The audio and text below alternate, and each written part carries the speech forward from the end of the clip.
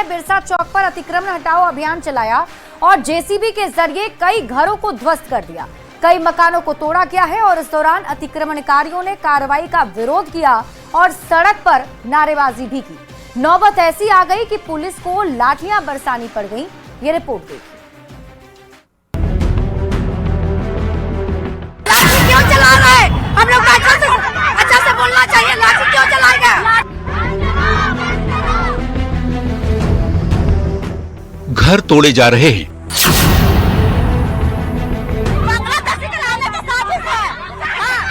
छतों को उजाड़ा जा रहा है, जेसीबी से आशियानों को ढाया जा रहा है। लोग मिन्नतें कर रहे हैं, प्रशासन के सामने हाथ पैर जोड़ रहे हैं, आक्रोश में आकर नारेबाजी कर रहे हैं और पुलिस लाठियां बरसा रही है।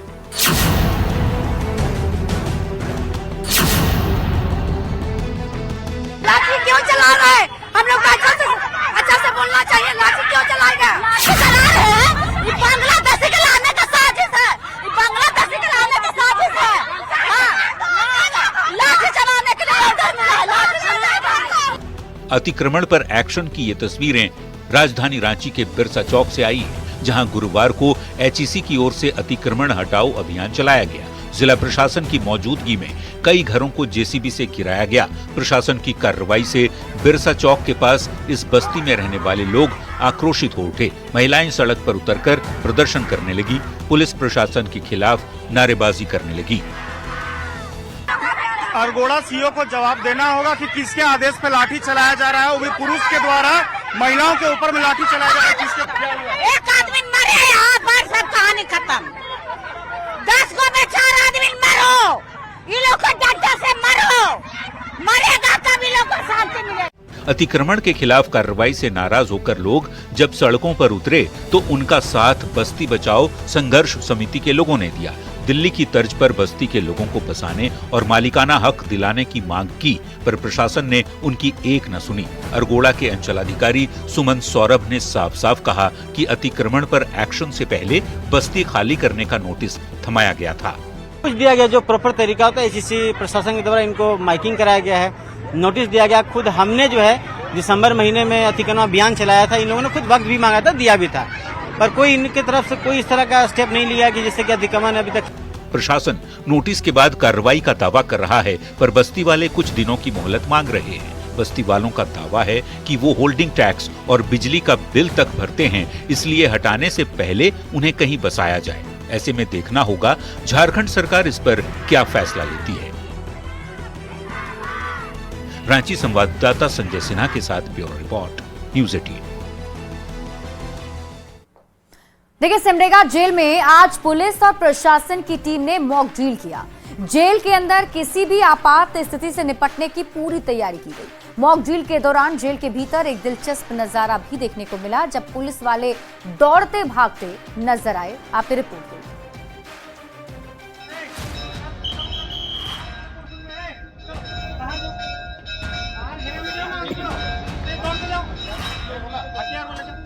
घेरो, जेल को चारों ओर से जल्दी घेरो,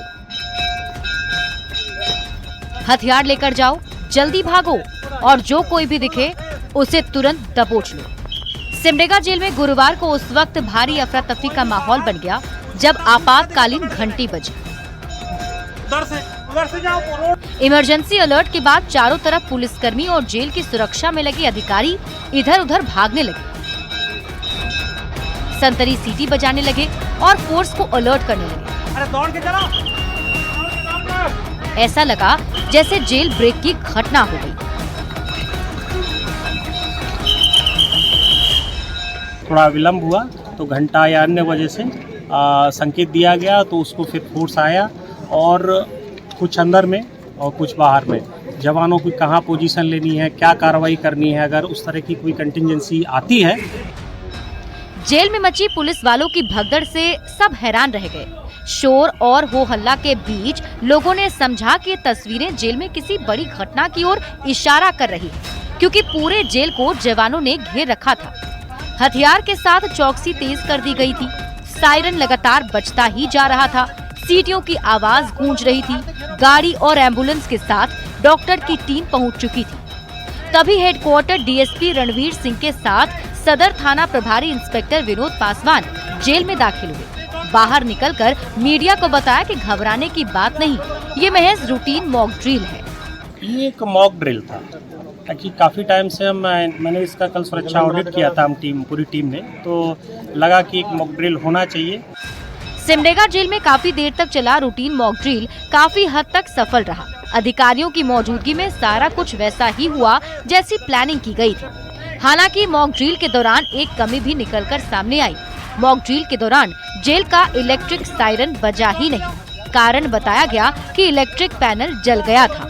कहाँ पोजीशन लेनी है, क्या कार्रवाई करनी है, अगर उस तरह की कोई कंटिजेंसी आती है तो क्या कार्रवाई करनी है, वो सब जवानों को ब्रीफ किया गया और सुरक्षा के जो मानक हैं उनके हिसाब से हम लोगों ने फोर्स को तैयार किया। मॉक ड्रिल के बाद हेडक्वार्टर डीएसपी ने जवानों को ब्रीफ किया और आपात स्थिति में चैलेंज से निपटने के टिप्स दिए। दावा किया कि सिमडेगा जेल पूरी तरह सुरक्षित है और आगे भी रहेगा। सिमडेगा संवाददाता श्रीराम पुरी के साथ ब्यूरो रिपोर्ट न्यूज़ 18।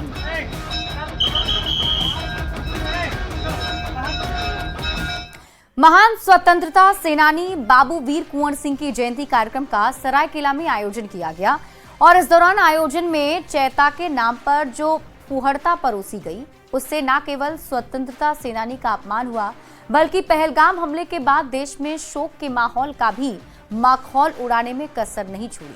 बड़ा सवाल है कि ऐसे आयोजन कर आयोजक क्या संदेश देना चाहते हैं। पूरी खबर जानिए आप इस रिपोर्ट में। सरायकेला में बुधवार को वीर कुंवर सिंह की जयंती मनाई गई। गम्हरिया में हुए कार्यक्रम में महान स्वतंत्रता सेनानी बाबू वीर कुंवर सिंह को नमन किया गया। शुरुआत में तो सब कुछ ठीक था, लेकिन इसके बाद जो कुछ हुआ उसके जरिए स्वतंत्रता सेनानी का घोर अपमान किया गया। कार्यक्रम में चैता के नाम पर डांसर्स को बुलाया गया था। फूहड़ गानों पर न केवल डांसर्स ने डांस किया बल्कि इस दौरान हुई नौटंकी ने भी सभ्य कहे जाने वाले समाज के मुंह पर जोरदार तमाचा जड़ दिया। हमारे समाज के हमारे कुछ गणमान्य लोग उपस्थित थे। संदर्भ था बाबू वीर कुंवर सिंह की जयंती। एक महापुरुष की जयंती जब हम मना रहे हैं, वहाँ पे अशोभनीय अभद्र नृत्य का प्रोग्राम किया गया था जो कि अशोभनीय है। अभी पहलगाम हमले के बाद देश में शोक का माहौल है। 26 लोगों की निर्मम हत्या के बाद पूरा देश पाकिस्तान और आतंकवादियों को करारा जवाब देने की मांग कर रहा है। साथ ही क्षत्रिय करणी सेना के राष्ट्रीय उपाध्यक्ष विनय सिंह की भी गोली मारकर हत्या कर दी गई थी। हत्यारों की जल्द गिरफ्तारी की मांग को लेकर जमशेदपुर में एसएसपी ऑफिस का भी घेराव किया गया था। लेकिन इसी बीच स्वतंत्रता सेनानी की याद में आयोजित फूहड़ कार्यक्रम ने कई गंभीर सवाल खड़े कर दिए। इसके आयोजक में आरजेडी नेता संजय सिंह यादव, जेएमएम नेता गणेश महाली के साथ ही संतोष सिंह, भगवान सिंह और सिद्धनाथ यादव के नाम सामने आ रहे हैं। हमारे समाज के वरिष्ठ लोगों से कुछ गलती तो हो गई है, तो हमारा व्यक्तिगत अनुरोध है कि इस तरह का आयोजन कभी ना करें। नारी का सम्मान है, इस देश की परंपरा है, स्वाभिमान, नारी सम्मान, ये हमारे देश की पहचान है, हमारे देश की परंपरा है। इसका ही निर्वहन हो तो अच्छा बात है। आजादी के जिस दीवाने ने देश के लिए हंसते हंसते अपनी जान दे दी, उनकी जयंती कार्यक्रम में गंभीरता की जगह चैता के नाम पर फूहड़ डांस और नौटंकी का आयोजन। इस कार्यक्रम के बाद वीर कुंवर सिंह की आत्मा भी स्वर्ग में कराह रही होगी और आयोजकों को कोसने के साथ कामना यही कर रही होगी कि उनके नाम का मजाक बनाने वालों पर कड़ी कार्रवाई कब होगी। न्यूज़ 18 के लिए सरायकेला से आशीष तिवारी की रिपोर्ट। और अगली खबर आपको जमशेदपुर से बताते हैं, जहां सरकारी कार्यक्रम में शिक्षा मंत्री रामदास सोरेन के सोने का एक वीडियो जमकर वायरल हो रहा है। जमशेदपुर में स्वास्थ्य विभाग की ओर से नियुक्ति पत्र वितरण कार्यक्रम का आयोजन किया गया था। इसमें मुख्य अतिथि के रूप में स्वास्थ्य मंत्री इरफान अंसारी और शिक्षा मंत्री रामदास सोरेन के साथ कई विधायक और जिले के डीसी मौजूद थे। नियुक्ति पत्र देने के बाद जहां स्वास्थ्य मंत्री इरफान अंसारी सरकार की कई योजनाओं की जानकारी दे रहे थे, तो वहीं उनकी बगल में शिक्षा मंत्री रामदास सोरेन खर्राटे लेते दिखे। ऐसे में सवाल उठ रहे हैं कि क्या सरकारी कार्यक्रम में सो रहे शिक्षा मंत्री झारखंड की शिक्षा व्यवस्था को दुरुस्त कर पाएंगे।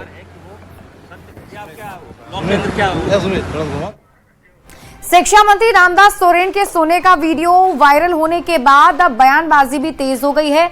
मंत्री रामदास सोरेन पर बीजेपी हमलावर है और बीजेपी विधायक सीपी सिंह ने कहा कि कोई चिंता रहेगी तभी तो नींद नहीं आएगी। इनके पास कोई काम ही नहीं है, पैसे आ रहे हैं तो नींद भी आएगी। माननीय शिक्षा मंत्री रामदास सोरेन जी गहरी निद्रा में सोए हुए हैं। हो सकता है कि रात भर जगकर झारखंड के विकास के लिए शिक्षा को बहुत उच्च स्तरीय बेहतर बनाने के लिए काम कर रहे होंगे और इसीलिए सो नहीं पाए होंगे। पहलगाम हमले के बाद सोशल साइट पर विवादित पोस्ट करने के मामले में पुलिस का एक्शन जारी है। बोकारो से गिरफ्तार युवक मोहम्मद नौशाद से पूछताछ जारी है। झारखंड एटीएस ने आरोपी से सवाल जवाब किए हैं और संभावना जताई जा रही है कि आरोपी से एनआईए भी पूछताछ कर सकती है।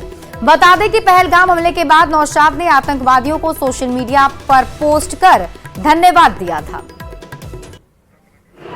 तो पहलगाम हमले पर विवादित पोस्ट किया गया था बोकारो के रहने वाले एक युवक ने, और उसने सोशल मीडिया पर आतंकवादियों को धन्यवाद लिखा था, जिसके बाद पुलिस की टीम ने गिरफ्तार किया है और एटीएस की टीम अब उस युवक से पूछताछ कर रही है। खबर अब यह भी है कि एनआईए की टीम भी इस युवक से पूछताछ कर सकती है। आपको बता दें कि गिरफ्तार युवक जो है नौशाद, उससे अभी भी पूछताछ जारी है और एनआईए की टीम अब आगे उससे पूछताछ करेगी। बताया जा रहा है कि बोकारो स्टील के पूर्व कर्मचारी हैं युवक के पिता और मखदमपुर के मिल्लत नगर में पूरा परिवार रहता है। लोहरदगा में तालीम भी देता है नौशाद। खबर बोकारो से बताते हैं, जहां पहलगाम हमले के बाद पाकिस्तान और आतंकवादियों का समर्थन करने वाले मोहम्मद नौशाद और उसके परिवार वालों का लोगों ने सामाजिक बहिष्कार कर दिया है। हैसाबातू पूर्वी मुस्लिम समाज ने सामूहिक बहिष्कार का फैसला लिया है। लोगों ने मोहम्मद नौशाद के खिलाफ जांच कर कड़ी कार्रवाई की मांग भी की और साफ कहा है कि देश में रहने वाले सभी मुसलमान देशभक्त हैं और किसी भी कीमत पर पाकिस्तान की हरकत बर्दाश्त नहीं होगी।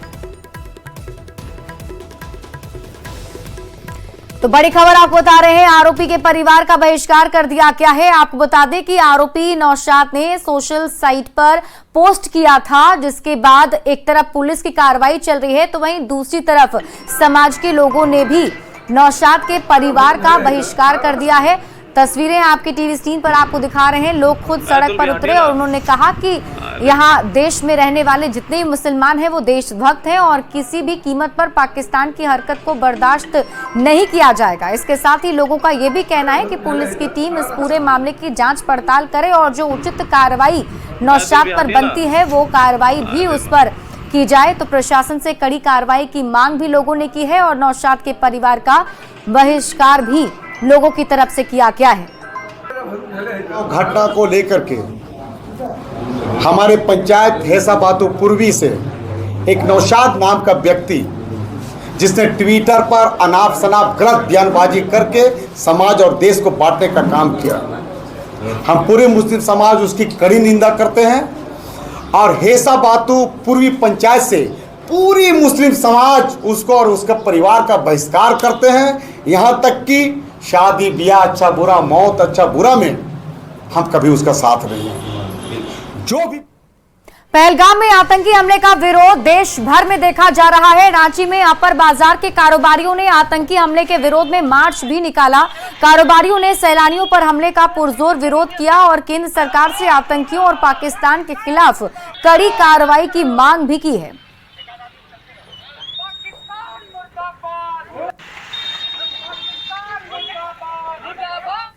बढ़ते आगे और अब बात हाथियों के आतंक की। रामगढ़ के गोला वन क्षेत्र के लोग हाथियों के उत्पात और आतंक से परेशान हैं। इलाके में 15 से 20 हाथी हैं जो गांव-गांव घूम रहे हैं और बर्बादी की नई कहानी भी लिखते जा रहे हैं।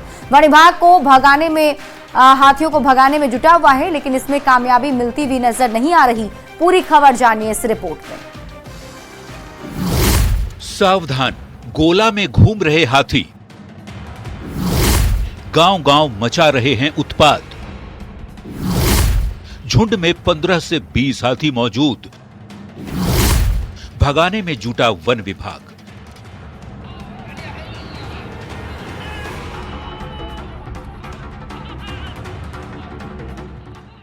रामगढ़ के गोला वन क्षेत्र में हाथियों का झुंड घूम रहा है। ये झुंड जिधर भी जा रहा है अपने साथ ला रहा है बर्बादी, लोगों की बेबसी और वन विभाग की नाकामी। पिछले कई दिनों से 15 से 20 हाथियों का झुंड दामोदर नदी के किनारे डेरा डाले हुए है। राकुआ पंचायत के लिपियां गंधानिया के इलाके में डटे हाथियों से लोग परेशान हैं। एक दिन पहले हाथियों के झुंड ने कोदांबे में एक घर को तहस नहस करते हुए घर में रखे अनाज को खा लिया था। अभी पूरे गोला वन क्षेत्र में करीब 45 से ज्यादा हाथी मौजूद हैं। लोग अपने स्तर से हाथियों को भगाने में जुटे हैं, लेकिन आसान भोजन मिलने से इलाके में डेरा जमाए हाथी टस से मस होने को तैयार नहीं। हाथियों के उत्पात से लोग दहशत के साए में जीने को मजबूर हैं और जान बचाने के लिए रत जगह भी कर रहे हैं। हाथियों के हर मूवमेंट पर वन विभाग की नजर है। क्विक रिस्पांस टीम का गठन किया गया है, लेकिन क्यूआरटी को भी कामयाबी नहीं मिली। मशाल और पटाखे के जरिए हाथियों को इलाकों से दूर रखने की कोशिश की जा रही है, लेकिन हाथी भागने को तैयार नहीं दिख रहे। लोगों ने वन विभाग से हाथियों के इलाके से दूर भगाने की अपील की है। अब देखना होगा कि उनकी गुहार वन विभाग के साथ ही प्रशासन और सरकार तक कब तक पहुंच पाती है और उन्हें हाथियों के उत्पात से मुक्ति मिल पाती है। न्यूज़ 18 के लिए रामगढ़ से जावेद खान की रिपोर्ट।